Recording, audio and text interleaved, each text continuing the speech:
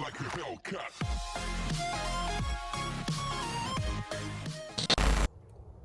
Today I'm going to be showing you how I wired up a train horn to my 2019 Silverado. Let's get into it. Alright, so let's start back here in the bed where my train horn is mounted. First, before we get to wiring, you kind of want to find a place to put your train horn.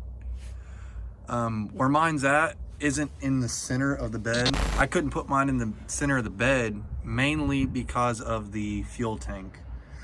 In these trucks, the fuel tanks don't run across the width of the bed. It runs lengthwise of the truck, which is kind of irritating, and you can't really get above it to view properly. So we went ahead and moved it to the right. It's like the right center of the bed to mount. Drilled our holes, easy, and we used one of the drain holes already in the bed for the wires. So let's get a little closer look on our wiring job. Okay, so we're over here on the train side, or the horn side. We got two wires coming out. We got a positive, negative. They don't really specify in the kit that I got, which I will put a link to in the description. So it doesn't matter which one hooks up as a negative, which one's a positive. They don't really say. And they're both coded the same, so there's no way of telling. I got mine tied up in a wire loom. And then obviously my air hose coming out. You want to make sure that you use the Teflon tape, which comes in the kit. Make sure it's on there, and it comes with an O-ring. Make sure that's in there. And find a good place to tie your spare hose up. I'm going to be strapping mine down to one of these tie down rings, which will get it out of the way, same as this. I'm going to push all that way, and then let's move to the air tank side. Okay, so this is the air tank and compressor together in one. So most of your train horns don't have the compressor built into the air tank, which kind of made it difficult with this build, because most of your other wiring ways all over the internet, they're separated. I didn't find one that it was connected. So this is what this job is, which needs to be done properly. It's just wire nuts right now, but I need to splice them in, solder them together and stuff. But this is our pressure switch, which is messed up right now because all this wiring job we did, the hack job. This pressure switch cuts on at 90, or sorry, 100, cuts off at 120, which is decent. That's a good pressure area. We got positive, negative coming out of the pressure switch down into the tank, which connects to the compressor, which all comes out in two wires, different than how on the internet it is posted. There is some that are like this on the internet, but I didn't know at the time, we'll say that, to look at that. Two wires going down out our drain plug, which is back here, you can't really see. That goes down along the frame of the truck to the front, and then we'll get into that in just a second. So yes, there's a lot of wires right there. I haven't tucked those back underneath the dash.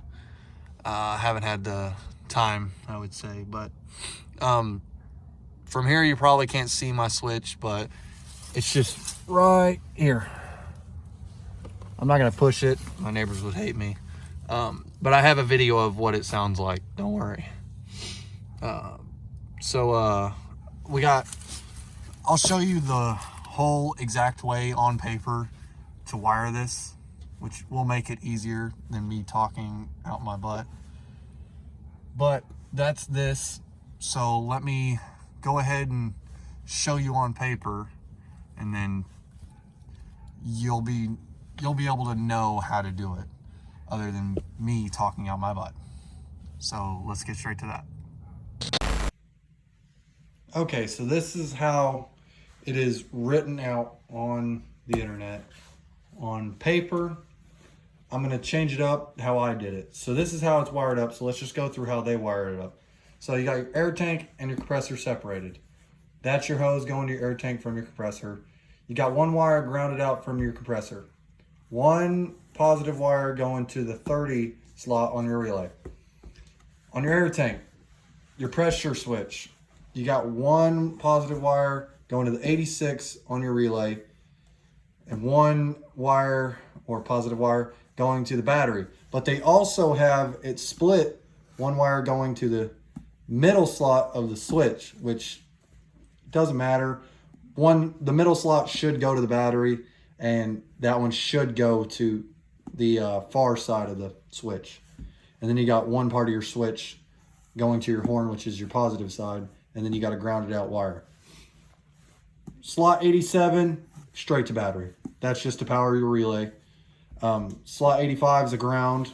Then you have full power. And I've already went over slot 30, 86, 85, 87. 87A is just a spare slot.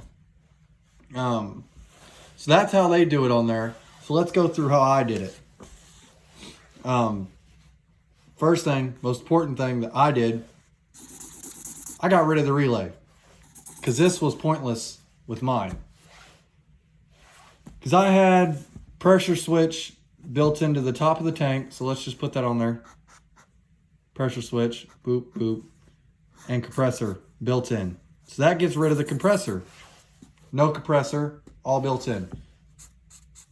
There's your compressor right on top. All those were tied in together. Two wires going in the compressor, and then that gets rid of this. So that basically throws everything off. So that's what I had to deal with. I got my horn and everything. So I ran my horn just like it is to this switch, but I didn't use a manual switch. I used the push button switch, and momentary switch is what they call it. Which this is right. I didn't have a third pin, so I get rid of that third pin. I just had this pin. One ran to the battery, one ran to this. The air tank, I just ran straight to the battery. I have it at constant power, and there's an inline fuse that I have set on the positive wire. So if I want to disconnect it at any point, I can. And then the negative wire is just grounded out to the frame or a spare metal spot on my truck, which some spots you gotta be careful because it's aluminum. You can't ground out to aluminum. So you gotta ground it out to metal. So I just went with a bolt that my step bars are on. Makes sense, goes straight to the metal. So that's the way I did it, and completely changed it from the way it's done on the internet. But that's how that is. So now I'm gonna show you a shot of what it sounds like, and then that'll be the end of the video. Thanks for watching.